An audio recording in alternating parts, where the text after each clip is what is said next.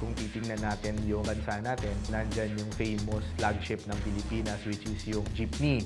Ngayon, ni-level up natin yung Pilipinas. Gusto naming makilala kami sa paggawa nitong supercar, which is the Aurelio Supercar. Mostly lahat, including sa paint, salamin, lights, and other accessories, dito rin siya nakukuha sa Pilipinas. We want na lahat ng makuha naming supplier is pareho din namin nagdi-dream, ma-recognize dito sa Pilipinas at sa ibang bansa.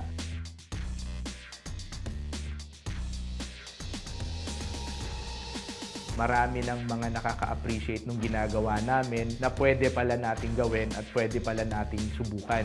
Na through us, yung mga aspiring designer na mga bata pa ngayon, I think now is the time na pwede nyo nang i-push yung dream nyo.